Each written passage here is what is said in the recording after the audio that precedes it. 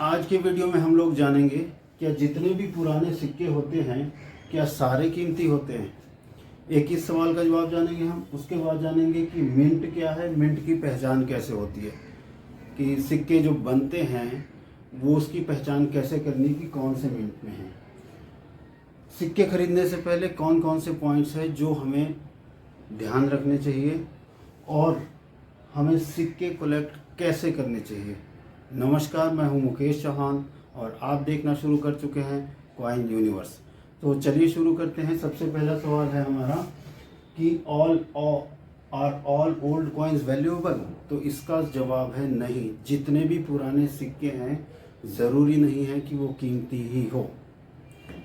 ये ज़रूरी नहीं है कि 1850 में कोई सिक्का बना हुआ है तो वो बहुत ज़्यादा कीमती होगा और 2020 में कोई सिक्का बना हुआ वो बहुत ज़्यादा सस्ता होगा। 2020, 2021, 2022 में भी ऐसे बहुत सारे सिक्के हैं जिनकी आपको 5 से 10 हज़ार तक वैल्यू मिल सकती है। और 1850, 1820 में भी आपके ऐसे सिक्के मिल जाएंगे जो आपको 50 से 100 रुपये से ज़्यादा नहीं दे सकते। कौन कौन से फैक्टर्स हैं जिनके ऊपर कॉइन्स की वैल्यू डिपेंड करती है कि ये सस्ता होगा या महंगा। तो सबसे पहला फैक्टर आता है डिमांड एंड सप्लाई। इस दुनिया में वैल्यू डिटर्मिनेशन का एक मेन जो रीज़न है, आप कोई भी कमोडिटी ले लीजिए, कुछ भी ले लीजिए, तो डिमांड और सप्लाई मेन फैक्टर है प्राइस को आपने डिसाइड करने का।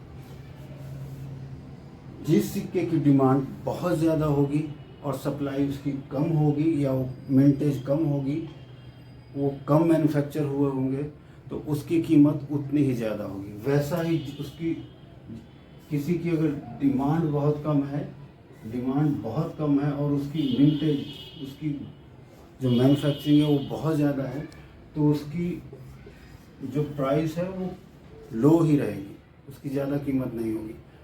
ज़रूरी नहीं है कि वो अगर वो 1800 ईस्वी में सिक्का बना हुआ और वो उसकी मान लो मिंटेज बहुत हाई है और डिमांड लो है, तो उसका प्राइस नेचुरल है कि उसका प्राइस कम ही रहेगा। तो डिमांड एंड सप्लाई सबसे ज़रूरी फैक्टर है। उसके बाद है मिंटेज। इंडिया में मोटे मोटे तौर से चार मिंट है जहाँ से हमारे सिक्के निकलते हैं: हैदराबाद, बॉम्बे, नोएडा, कलकत्ता।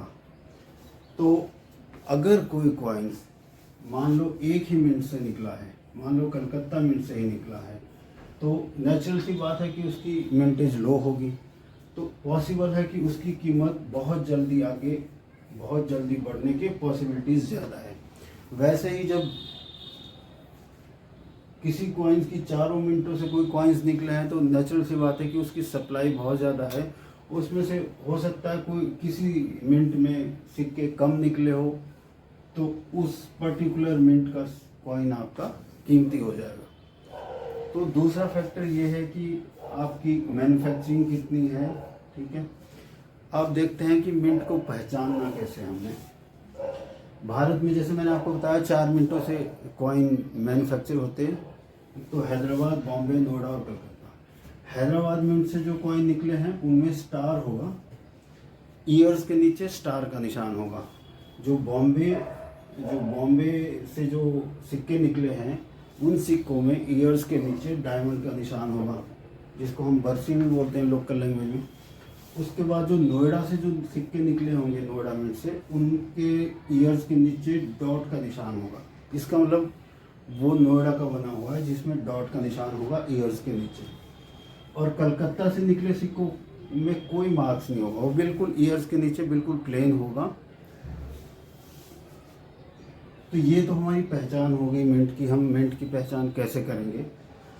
अब चलते हैं आगे पॉइंट कि कौन कौन से पॉइंट्स हमें ध्यान रखना है कोई भी सिक्का खरीदते हुए। इस पॉइंट को ध्यान से सुनना। Number 1, knowledge. सबसे पहले आपको कॉइन्स की नॉलेज लेनी है कि मेरे पास जो सिक्का है वो किस ईयर्स का है, किस मिंट का बना हुआ है, उसकी खास बात क्या है, उसको ध्यान से देखना है। उसमें कोई एरर्स तो नहीं है। अगर एरर्स होगा तो उसकी कीमत और ज़्यादा बढ़ जाएगी। तो सबसे पहले अपने सिक्के की नॉलेज लेना है कितनी मिंटेज हुई है,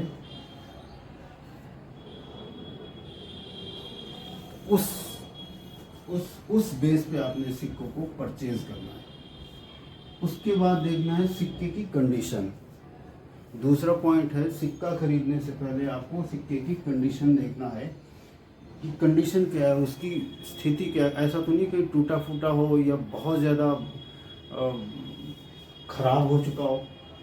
तो जनरली सिक्के वैसे आठ कंडीशन होती है, नॉर्मली वैसे 5 कंडीशन में हम लोग करते हैं। एक तो पुअर कंडीशन होती है सिक्के की, एक फाइन कंडीशन, फिर वेरी फाइन, फिर एक्स्ट्रा फाइन और यूएनसी। यूएनसी ये सबसे अनसर्कुलेटेड ग्रेड होता है बेसिकली। इसको हम ग्रेडिंग भी बोलते हैं, कॉइन ग्रेडिंग भी बोलते हैं। तो हमें ये भी ध्यान रखना है कि सिक्के की कंडीशन बहुत अच्छी होनी चाहिए कॉइन खरीदते हो। और सिक्के की जो कीमत है कंडीशन पे बहुत ज़्यादा डिपेंड करती है। अगर आपके पास यूएनसी कंडीशन का सिक्का है या एक्स्ट्रा फाइन कंडीशन का सिक्का है या बीयूएनसी कंडीशन का सिक्का है तो उसका रेट आपको बहुत अच्छा मिलेगा। उसके बाद ये तो मैं क्लियर कर चुका हूँ कि डिमांड और लो मिंटेज होनी चाहिए उसकी सिक्के की। इसके बाद चलते हैं कि हाउ टू कलेक्ट कॉइन्स, हमें सिक्के कलेक्ट कैसे करने हैं। ये भी एक क्वेश्चन है कि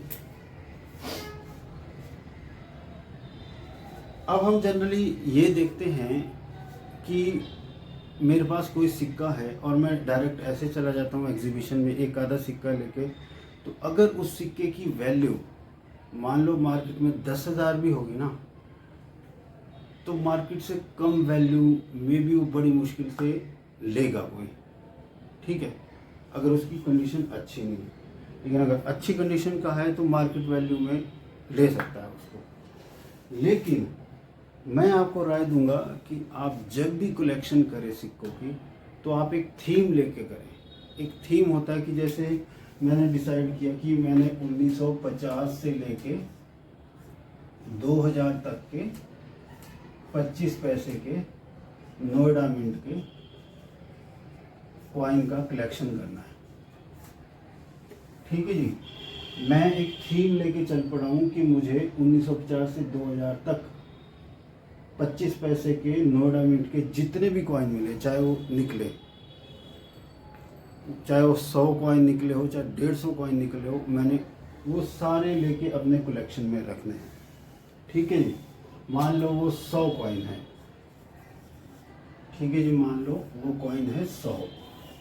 अब मैं वो 100 कॉइन्स लेके अच्छे से एल्बम बना के उसको अच्छे से प्रेजेंटेबल बना के एग्जीबिशन में लेके जाता हूँ, तो बहुत ज़्यादा चांसेस है कि वो अच्छे रेट मिलेंगे मुझे उसके, वो एल्बम बहुत अच्छे रेट्स में निकलेगी, ठीक है। और जो ये 100 कॉइन मैं लेके गया हूँ उसमें से हालांकि 10 कॉइन ऐसे होंगे जो रेयर होंगे, बाकी 80 से 90 कॉइन ऐसे होंगे जो कॉमन की कैटेगरी में होंगे या उससे थोड़े से ऊपर होंगे। लेकिन जब मैं वो लेके गया हूँ कॉइन प्रॉपरली, एक प्रॉपर थीम के साथ गया हूँ, तो उन कॉमन कॉइन की भी मेरे को अच्छी वैल्यू मिल जाएगी उसमें। तो ये चीज़ ध्यान रखना है कि जब भी हमने कॉइन को कलेक्शन करना है तो एक हम कंप्लीट पैकेज सोच के चले कि चलो मुझे कौन सा करना है, या मैं ये सोचूं कि मुझे ब्रिटिश इंडिया के करने एक, या मैं ये समझ के चलूँ 1 रुपये का करना है। वो एग्जांपल दे रहा हूँ, कोई भी एक थीम कोई भी हो सकता है। तो ये चीज़ें ध्यान रखनी है कि वो मिंट वाइज हो सकती है, ईयर वाइज हो सकती है। और उसके बाद सवाल आता है वेयर टू सेल कॉइन्स। तो कॉइन्स बेचने के लिए बहुत सारे रिसोर्सेज है, एग्जीबिशंस लगती है ऑल इंडिया बेस पे, डीलर्स बहुत सारे, आप इस लाइन में जाओगे कलेक्टर्स बहुत सारे। तो कॉइन बिकना कोई बहुत बड़ा इशू नहीं है, लेकिन अच्छे कॉइन कलेक्ट करना वो बहुत बड़ी बात है और कॉइन की बहुत अच्छी वैल्यू भी मिलती है। और मैं अपना पर्सनल एक्सपीरियंस ये बता रहा हूँ कि कॉइन से बढ़िया इन्वेस्टमेंट ना मेरे को शेयर मार्केट में लगा है, ना मेरे को क्रिप्टो मार्केट में लगा है। इतना अच्छा रिटर्न मिल रहा है कॉइन्स में आज की डेट में, और जैसे जैसे कलेक्टर्स बढ़ रहे हैं, पिछले 5 सालों में 5 साल छोड़ दो, पिछले 3 सालों में भी कॉइन्स की रेट इतने बड़े हैं कि आप विश्वास नहीं कर सकते कि कितना अच्छा रिटर्न दिया है इसने। ये तो जैसे जैसे आप इन चीज़ों को स्टडी करेंगे वैसे वैसे आपको पता लगेगा कि कितना अच्छा रिटर्न मिल रहा है इनसे, कॉइन से। तो मेरे ख्याल से आज हमने सारा कुछ कवर कर लिया है।